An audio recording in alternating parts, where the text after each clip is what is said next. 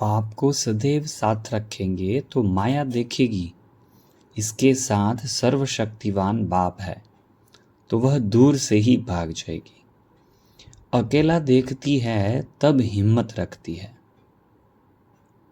25 जनवरी 1970।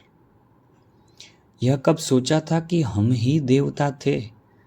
सोचा क्या था और बनते क्या हो? बिन मांगे अमूल्य रत्न मिल जाते हैं। ऐसे पद्मा पदम भाग्यशाली अपने को समझते हो? प्रेसिडेंट आदि भी आपके आगे क्या है? इतनी ऊंची दृष्टि, इतना ऊंचा स्वमान याद रहता है कि कब कब भूल जाता है। एक बात सदैव याद रखो कि बाप मेरा सर्वशक्तिवान है। हम सभी से श्रेष्ठ सूर्यवंशी हैं।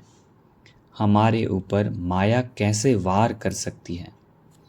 अपना बाप, अपना वंश याद रखेंगे तो माया कुछ भी नहीं कर सकेगी। सर्वशक्तिवान के बच्चे अर्थात सर्वशक्तिवान ऐसे कभी नहीं कहें कि मैं यह नहीं कर सकती। सब कुछ कर सकती हूँ, कोई भी असंभव बात नहीं, कोई मुश्किल बात भी सहज। उनके लिए कुछ मुश्किल होता है? नहीं। मास्टर सर्वशक्तिवान बनना है, एक शक्ति की भी कमी न रहे।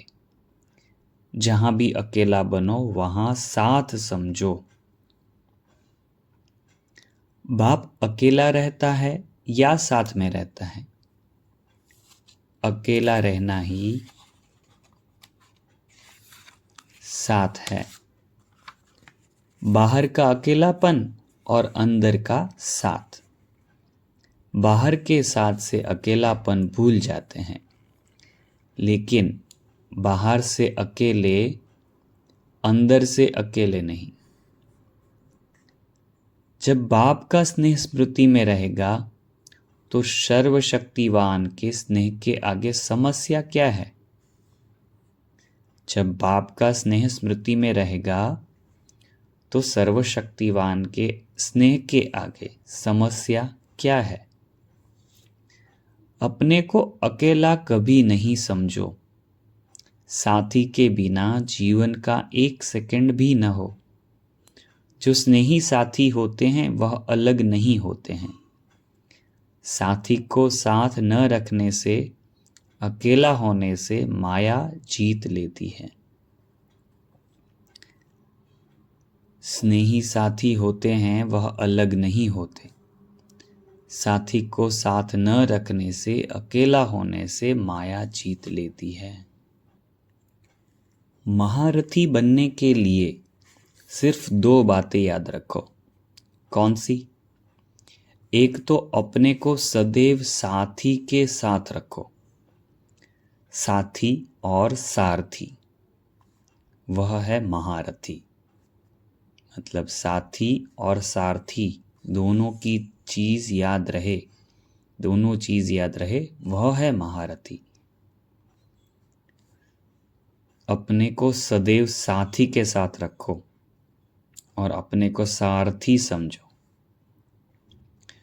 पुरुषार्थ में कमजोरी के 2 कारण हैं। बाप के स्नेही बने हो लेकिन बाप को साथी नहीं बनाया है। कमजोरी के मुख्य 2 कारण। बाप के स्नेही बने हो लेकिन बाप को साथी नहीं बनाया है। अगर बाप दादा को सदैव साथी बनाओ तो जहां बाप दादा साथ है वहां माया दूर से मूर्छित हो जाती है। बाप दादा को अल्प समय के लिए साथी बनाते हैं, इसलिए शक्ति की इतनी प्राप्ति नहीं होती है। सदैव बाप दादा साथ हो तो सदैव बाप दादा से मिलन मनाने के मग्न हो।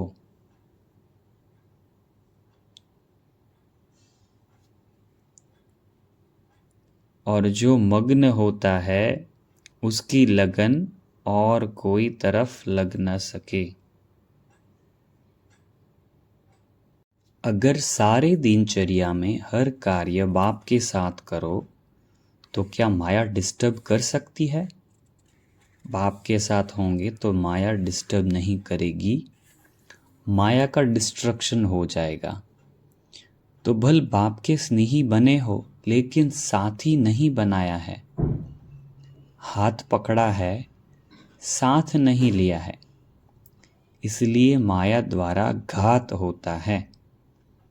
गलतियों का कारण है गफलत, गफलत गलतियां कराती हैं।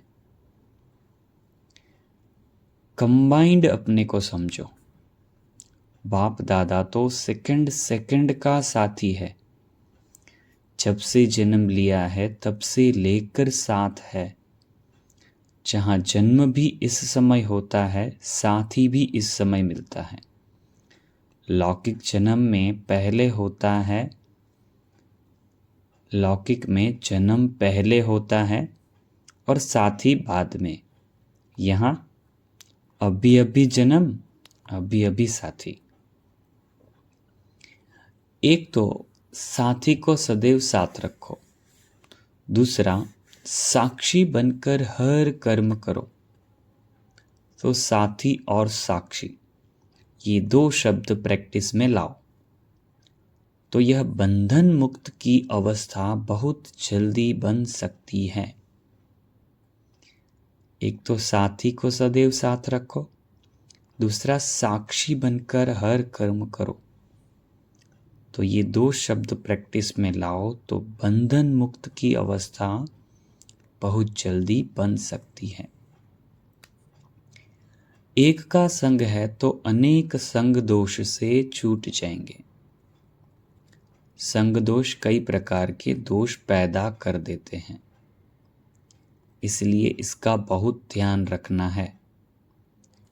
एक बाप, दूसरे हम, तीसरा न कोई।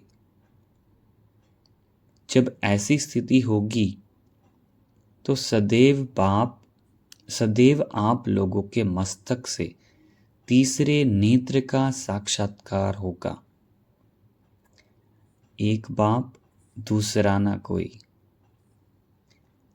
तो ऐसी स्थिति होगी तो सदैव आप लोगों के मस्तक से तीसरे नेत्र का साक्षात्कार होगा।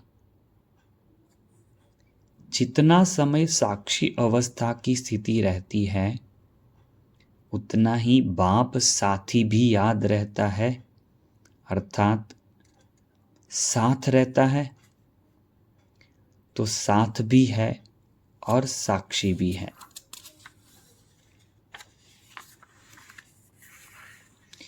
एक साक्षीपन की शक्ति, दूसरा बाप के साथी बनने की खुशी की खुराक।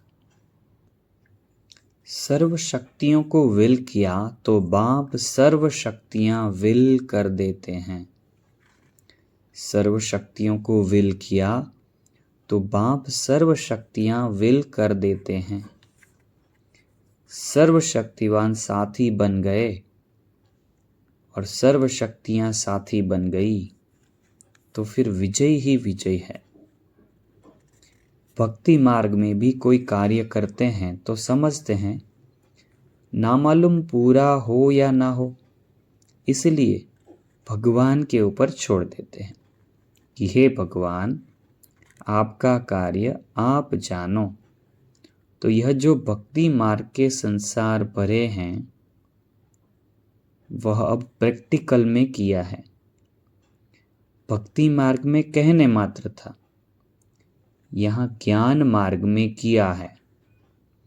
ज्ञान मार्ग में करने की शक्ति, भक्ति मार्ग में कहने की शक्ति रात दिन का फर्क है। ज्ञान मार्ग में कहने की शक्ति, करने की शक्ति और भक्ति मार्ग में कहने की शक्ति रात दिन का फर्क है।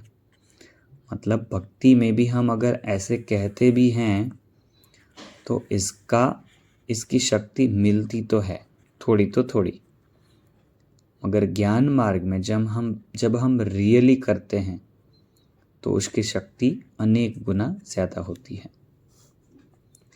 कोई भी कार्य करो तो सदैव बाप दादा को अपना साथी समझकर डबल फोर्स से कार्य करो।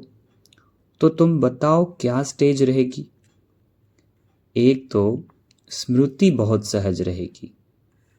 बाप दादा को साथी समझेंगे तो स्मृति बहुत सहज रहेगी। जैसे अभी सन्मुख समझने से सहज याद है ना, बाबा के सन्मुख समझते हैं, सुनते हैं तो सहज रहती है ना याद।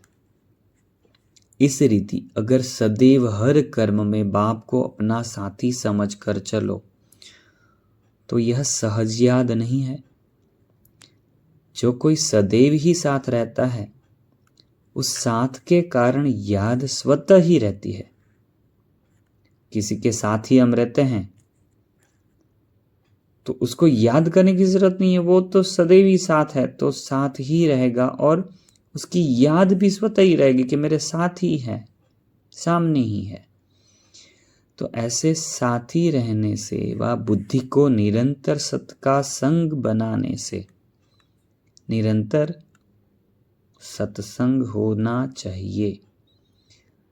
ऐसे साथी रहने से व बुद्धि को निरंतर सत का संग बनाने से निरंतर सत्संग होना चाहिए। अपना रिश्ता पक्का है तो फरिश्ता बन ही जाएंगे। अपना रिश्ता बाबा से पक्का है तो फरिश्ता बन ही जाएंगे। अभी सिर्फ यह अपने रिश्ते को ठीक करो। अगर एक के साथ सर्व रिश्ते हैं तो सहज और सदा फरिश्ते हैं। और है भी क्या जहां बुद्धि जाए? अभी कुछ रहा है क्या? सर्व संबंध व सर्व रिश्ते, सर्व रास्ते ब्लॉक हैं। रास्ता खुला हुआ होगा तो बुद्धि भागेगी। अब तो बीती सो बीती कर सदैव ऐसे समझो कि मैं बच्चा हूं, बाप के साथ हूं। यह समझने से वह बचपन की जीवन स्मृति में रहेगी।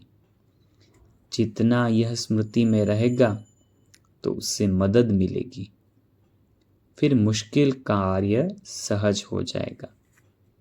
अभी से ही अपने को एक सेकंड भी बाप से अलग न समझो। सदैव समझो बाप का साथ भी है और बाप के हाथ में मेरा हाथ भी है।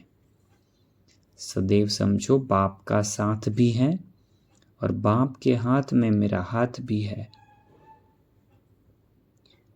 अगर कोई बड़े के हाथ में हाथ होता है तो छोटे की स्थिति बेफिक्र होती है, निश्चिंत रहती है।